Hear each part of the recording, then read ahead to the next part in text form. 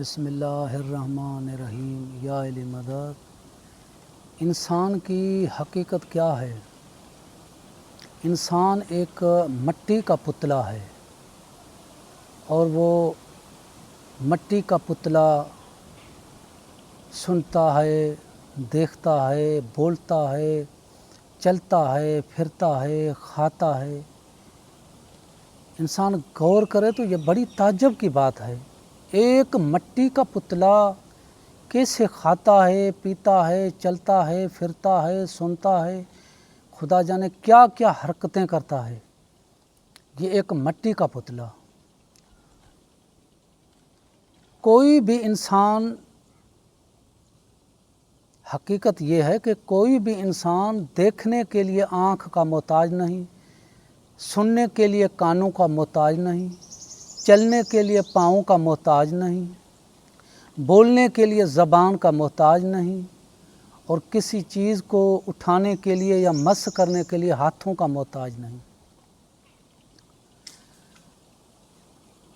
انسان آنکھ سے نہیں دیکھتا، کیونکہ یہ ساری چیزیں ایک وسیلہ ہیں، جو حواس ہیں یہ ایک وسیلہ ہے۔ ہم نے بڑی بڑی آنکھیں والے دیکھے ہیں، بازار میں سر سے سر ٹکرایا، ہو بھائی صاحب اندھے ہو کیا؟ آنکھیں تو بڑی ہے، دیکھتے نہیں کیا؟ کسی قریب والے نے کہہ دیا کہ بھائی آنکھیں تو ہے مگر بیچارہ بے نور ہے۔ اب پتہ چلا دیکھنا کام آنکھ کا نہیں ہے، دیکھنا کام نور کا ہے۔ یہ آنکھ نور کو وسیلہ بنا کر کے دیکھ رہی ہے، یا نور آنکھ کو وسیلہ بنا کر کے دیکھ رہا ہے۔ تو دیکھنا کام آنکھ کا نہیں، نور کا ہے۔ سننا کام کان کا نہیں، نور کا ہے۔ اور بولنا کام زبان کا نہیں، نور کا ہے۔ چلنا کام پاؤں کا نہیں، نور کا ہے، جس کو ہم روح کہتے ہیں۔ یہ ساری کام روح کرتی ہے۔ جب انسان مر جاتا ہے، اس کی آنکھیں بھی ہوتی ہے، زبان بھی ہوتی ہے، کان بھی ہوتے ہیں، پاؤں بھی ہوتے ہیں، ہاتھ بھی ہوتے ہیں، مگر وہی کا وہی مٹی کا پتلا، نہ بولتا ہے، نہ سنتا ہے، نہ چلتا ہے، نہ پھرتا ہے، نہ کھاتا ہے، نہ پیتا ہے، کوئی بھی حرکت نہیں کرتا ہے، کیونکہ یہ سارا کام کرنے والی چیز وہ چلی گئی۔ اب دیکھیں کہ نیند کو موت کی بہن کہا گیا ہے، کہ نیند موت کی بہن ہے۔ اب انسان غور کرے، عالم خواب میں دور دور تک جاتا ہے، کھاتا ہے، پیتا ہے، بولتا ہے، سنتا ہے، پتہ نہیں کیا کیا حرکتیں کرتا ہے۔ اور یہ حقیقت ہر انسان سے تعلق رکھتی ہے۔ انسان دور تک سفر کر کے جاتا ہے۔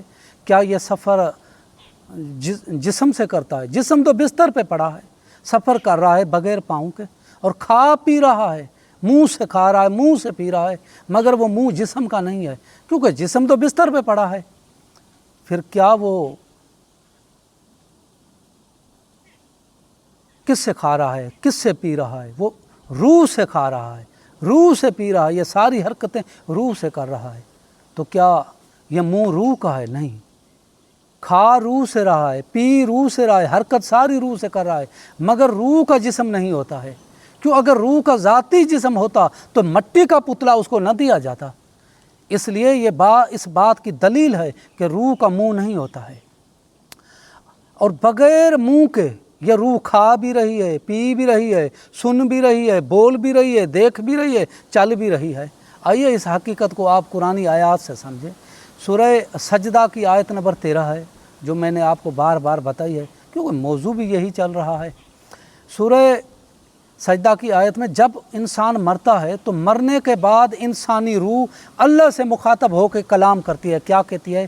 ربنا ابصرنا وسمعنا، اے میرا رب، میں نے دیکھا، میں نے سنا، فرجنا، اب مجھے دنیا میں واپس بھیج۔ کیا کرے گا؟ نعمل صالحہ، اب میں صالح عمل کروں گا، انا موقنون، کیونکہ اب مجھے یقین آ گیا کہ حقیقت کیا ہے۔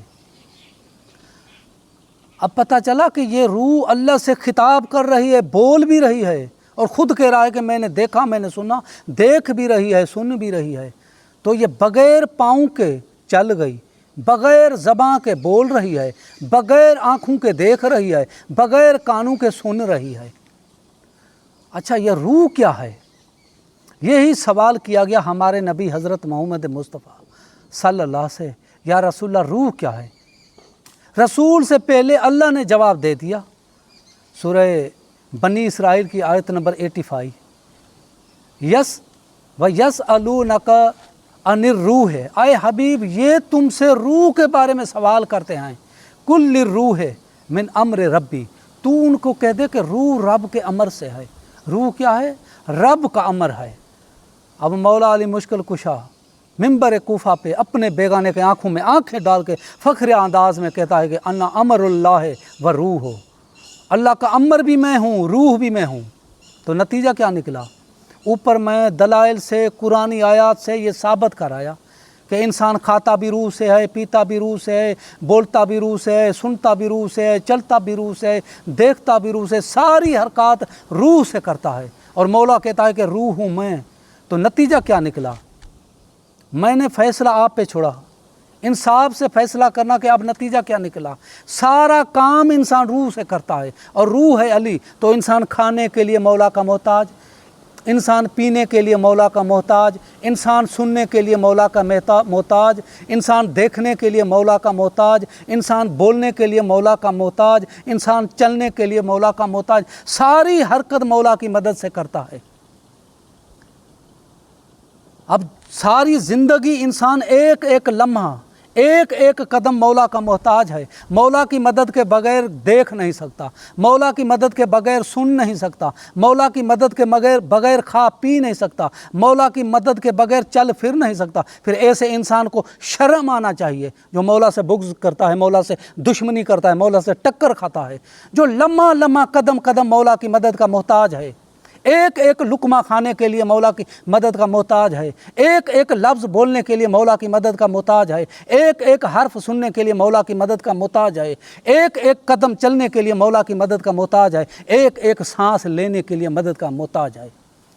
جس کو اس بات پہ غصہ آتا ہے نا، یا علی مدد پہ نفرت ہے نا، یا علی مدد پہ غصہ آتا ہے نا، وہ غیرت کی گولی یہ بھی کھا لے، آج کے بعد کھانا بھی چھوڑ دے، پینا بھی چھوڑ دے، سونا بھی چھوڑ دے، چلنا بھی چھوڑ دے، بولنا بھی چھوڑ دے، سانس لینا بھی چھوڑ دے، کیونکہ یہ سارا کام مولا علی کی مدد سے کر رہا ہے۔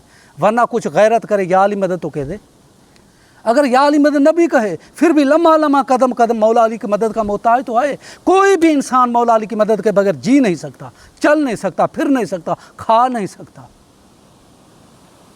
یہ ہر انسان سے یہ حقیقت تعلق رکھتی ہے۔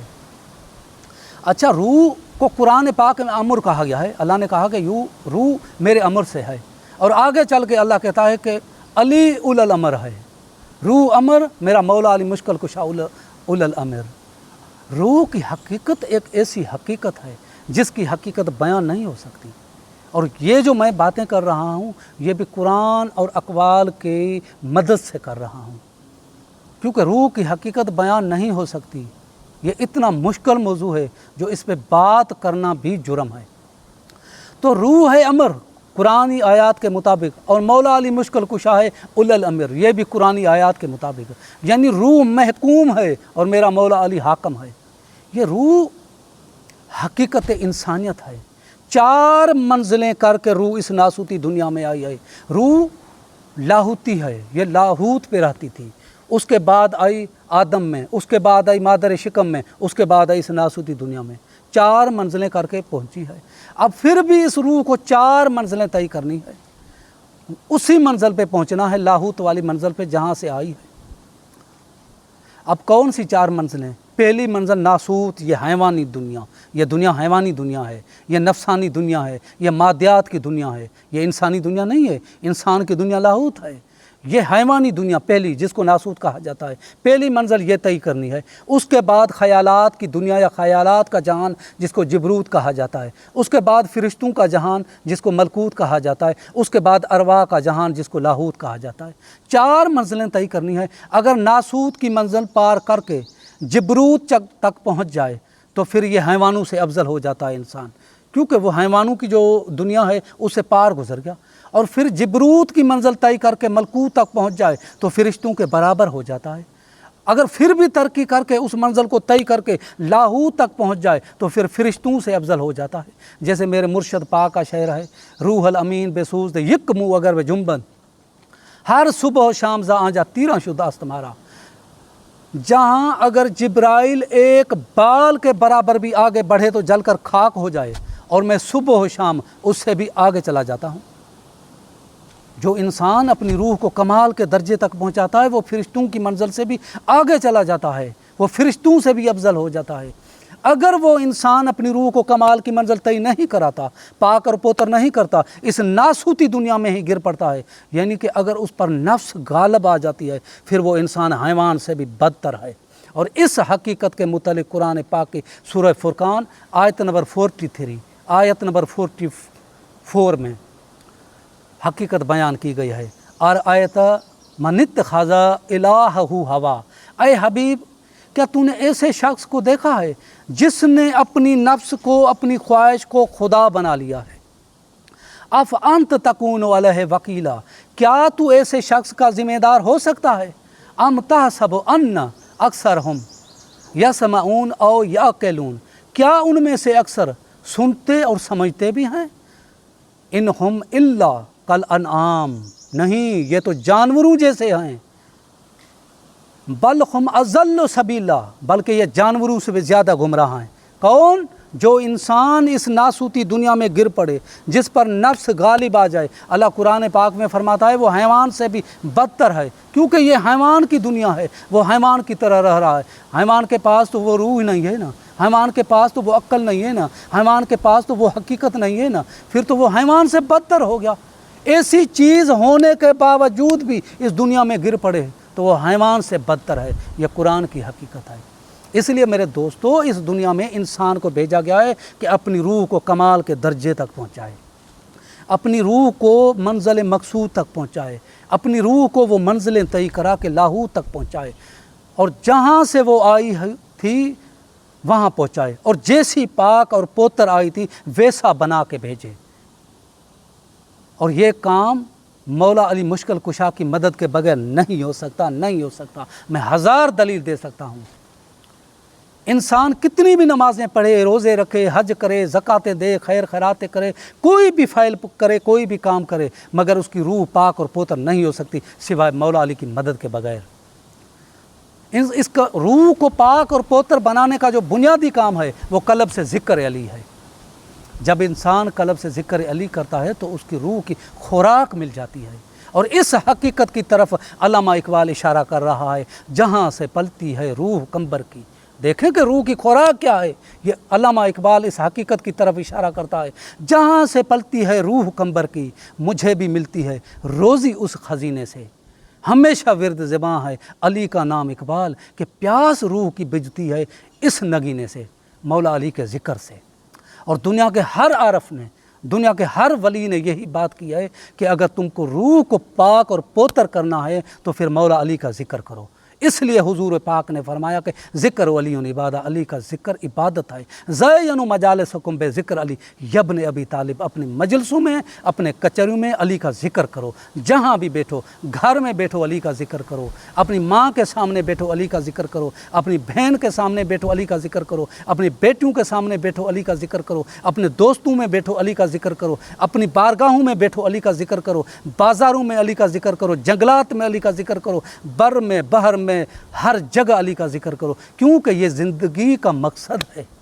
یہ ذکر ہے جو تمہاری روح کو پاک اور پوتر کرتا ہے۔ اور مولا علی مشکل کشا بھی یہی فرماتا ہے، اے انسانو اپنے جسم کو نہ سنوارو، اپنے روحوں کو سنوارو، جس کو اپنے رب کے ساتھ ملنا ہے۔ اور میرا مرشد پاک یہی بات کرتا ہے، سرور ہر کے مرتضیٰ باشد، پیرو دین مصطفیٰ باشد، بے شک او شخص اولیاء باشد، ورد نام و مرتضیٰ باشد۔ دعاؤں میں یاد رکھیے گا، یا علی مدد۔